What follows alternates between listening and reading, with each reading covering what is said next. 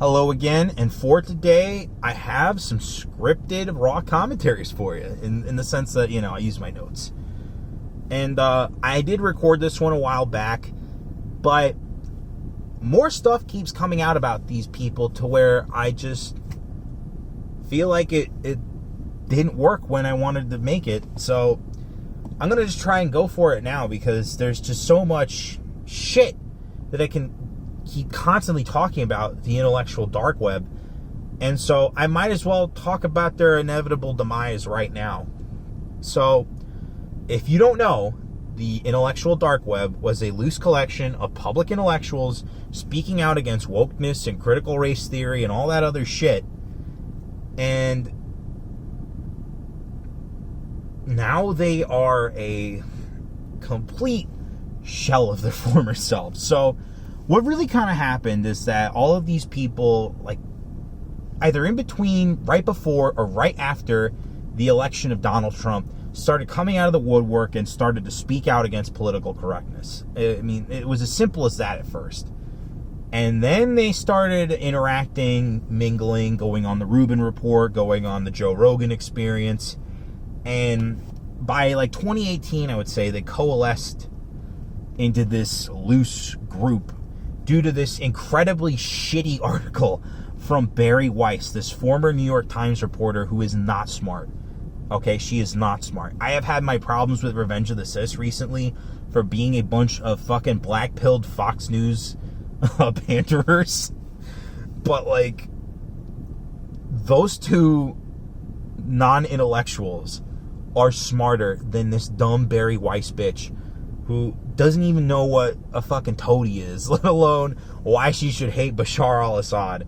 So, I don't really know when it comes to her why people want to lump her into the intellectual dark web, but she kind of just brings down the IQ level, if you know what I mean.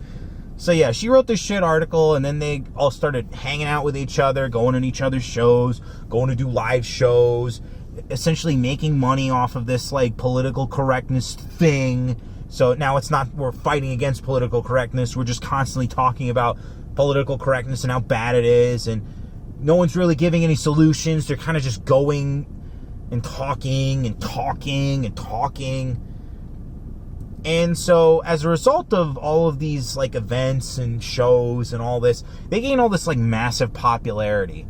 And because there were no real solutions presented, they essentially just did fuck all with it. I mean, it's so embarrassing that, they had all of this, attention on them, and they had all of these people who were, willing to listen to their ideas and try and implement them in their workplace to stop wokeness, to stop the HR departments, to stop all this critical race theory in their school districts, and to stop all these fucking political correctness attempts by progressivism to essentially curb all free speech and independent thought.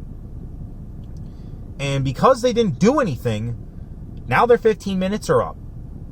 And what do we get from these so-called intellectuals? Oh, we get Dave Rubin just saying nothing about anything, really. That guy lost all the substance he had when he started out and started speaking out against his former employers, the Young Turks, and started talking about how I don't like this progressivism shit. I think it is really not good for the country. And now he's just a neoconservative. Wow, bro. So stunning and brave from gay neocon Dave Rubin. So, yeah, that's Dave Rubin. Why don't we just go down the list of some of these people? Jordan Peterson, who is just staunch, intellectual, clean your room, bucko, and wash your penis. And, don't follow down the Donald Trump election rabbit hole, because I'm Canadian and I just got out of a coal mine. I don't really know what's going on in the world. But my daughter's been running my channel the whole time, and she's been using it to promote her all-meat diet and her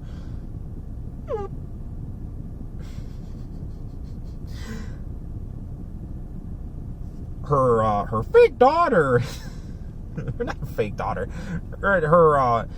Her failed marriage, and how she's trying to thirst trap online and beat another e-girl. And it's just bro, If you're going to talk shit about Donald Trump's family, where your daughter is like this just pseudo shill with who's single mom who fucking cheated on her husband and all this crap, and it's just like, I don't really care about the drama, but like, compared to Donald Trump's family is a pinnacle of American family. They are successful. They have lots of children. Even if Donald Trump Jr. is a fucking idiot who dates a Corinthian leather couch in Kimberly Guilfoyle, they are stable people. They are not like Hunter Biden, okay? They could all be a bunch of Hunter Bidens running around mistaking cocaine for Parmesan cheese and you know, fucking all of these like underage pederast prostitutes or whatever. I don't even know anymore. But yeah, they could be like that, but they're not. They're stable, successful people with big families. Even Ivanka with Jared Kushner is doing better than fucking Michaela Peterson and her daughter. Like, you know, take your own advice, dude. Sort your own house out before you conquer the world's problems. And so, yeah, that is like the big problem with Jordan Peterson, is that like he's Canadian and he doesn't get it. Sam Harris obviously has Trump derangement syndrome. If you could count Bill Maher in there, I would say it too, even though Bill Maher is better at fighting the culture war than Sam Harris. But like, the two of them are just fucking idiots. Like, at the end of the day, they were both these like fart huffing intellectuals, especially in Sam Harris's case, and think that they're so smarter than everyone else when in reality they know nothing. Because when you get to that point of being such a like, oh, I know everything about everything, and it's like, all right, well then change this light bulb, nigga. And then they're like, I don't know how to do it. Oh my god, I'm a failure. Like, yeah, put the gun in your mouth, dude. You are a failure. Let's talk about the Weinsteins as well. Since I'm on the subject of all these IDW types, Brett Weinstein went on this Clubhouse meeting or conference call or whatever they do on Clubhouse. And it was essentially a bunch of like Black Lives Matter activists. And yes, I do remember that Brett Weinstein is, by modern definitions, a anti-racist activist.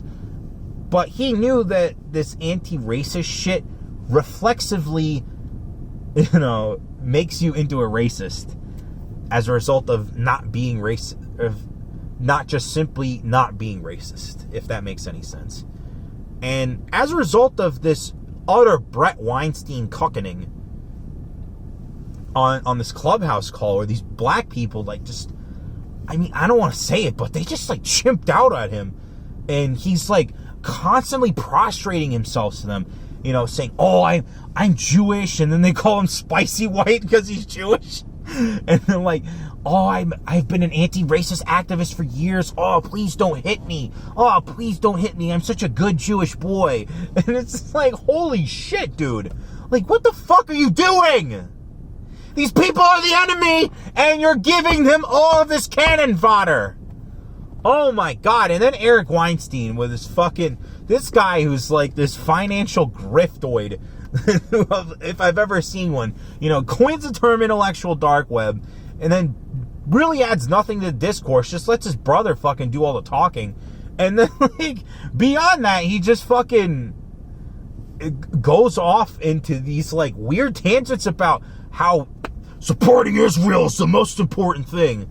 Oh my god, it's like he might as well be Ben Shapiro on the left. But speaking of Ben Shapiro's also part of this group. You don't need to hear me talk about Ben Shapiro. I talk about Ben Shapiro enough.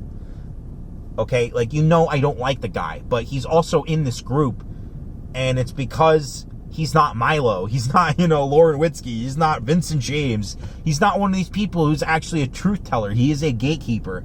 And that's what this group essentially devolved into as a result of all of this. Again, this, like, intellectual fart huffing, only talking with the same people. Christina Hoff Sommers works at the AEI. You know, she was base mom during Gamergate. And she also just fucking fell off the wagon. And what was it as a result of? Trump derangement syndrome. I would say probably the same thing about Kathy Young. They tried to get that Lauren Kipnis bitch in there, and she's also fucking retarded. Like, in the middle of 2017, as she was getting canceled for some shit, she's still saying, oh, but Trump is bad. Like, yeah, why don't you say Trump is bad as they crucify you? You know, bro, like, it's just so stupid. And the most recent example I think I will end on, oh wait, fuck, I gotta do Christopher Rufo before I go to the most recent example. Christopher Rufo is the most, I'd say, newest member of this loose group of intellectuals known as the IDW. Dude has recently come out as not being a Trump supporter, even though he was in 2020. I mean, the real reason why this is such a fucking big problem, even though I will admit I did not vote for Donald Trump in 2016, but I learned the mistakes of why that was a dumb thing to not do, is that Donald Trump, and still probably will be, the only tough fighter against political correctness. And if you're going to be this like, oh, I hate political correctness, you got to stand with that guy, because he's the only one that's going to smack these people across the face until they run away. Or until they just get admitted into a mental institution because he drives them nuts. I mean, I don't know what to tell you, but Christopher Rufo also recently denied that critical race theory is anti-white racism. Even the moms who are like fighting this in their local school districts are saying this is anti-white as shit, bro. This is anti-white as shit, nigga. Like, what are we doing here? And I guess also Dr. Carl is a part of the intellectual dark web, even though she only has a fucking PhD. But they kind of just lump all these people into this stupid group, and it's like, it's not even a group, nigga. Like, it's just friends hanging out who happen to have, like, all of these pedigrees and supposedly high IQs, even though they say nothing of substance. And yeah, Dr. Carl is one of them. She got blown the fuck out by Lauren Witzke. It was really funny. And Chris Rufo has an Asian wife, and it's not to say that mixed race couples are a bad thing or whatever, but he is like fetishizing mixed race couples when he talks about how great it is that 10% of this country is mixed race couples. Bro, that should be a fucking anomaly. Okay, people like to stay in their own groups. That's what a lot of the race science has gone into. And if you want to deny that reality, it's like, even those mixed race groups are only within like certain groups that are similar to each other. You know, it's like Eastern European Jews and Eastern Europeans. Okay, that kind of counts as mixed race. You know, Italians and Hispanics from Europe, I guess that kind of counts, you know? Like, it's not like you, where you have like 8 half Asian children. Like, even then, like, white people and Asian people are pretty compatible culturally. So it makes sense in the modern world that they would try to have, or not they, but like people would gravitate towards each other, even though they're supposedly so different. But at the same time, you know, Christopher Rufo claims to be the great fighter of critical race theory on Tucker Carlson tonight, and he's just saying all this dumb shit that doesn't work. And it's because we're trying to force a multiracial society on certain individuals who do not want to live in a multiracial society. And of course I am talking about black identitarians. They do not fuck with no light skins, bro. I was literally listening to some shit on Sirius the other day, and they were talking about, yeah, I don't fuck with a light skin. And it's like, that's a big part of black culture. So like, please tell me that like this mixed race shit is supposed to be a good thing, because clearly they don't like it. The final example. Big tangent. The final example I'm really going to go into is the recent spat between Claire Lehman of Quillette and James Lindsay of the group of Helen Pluckrose and Peter Boghossian that did the grievance studies and fucking fooled a bunch of feminists and SJW rags. That was pretty great. But recently, James Lindsay, who is himself a member of the IDW, broke rank and said that critical race theory is very much anti-white and is genocidal rhetoric. It is the rhetoric that ramps up to a genocide if we do not stop it right now.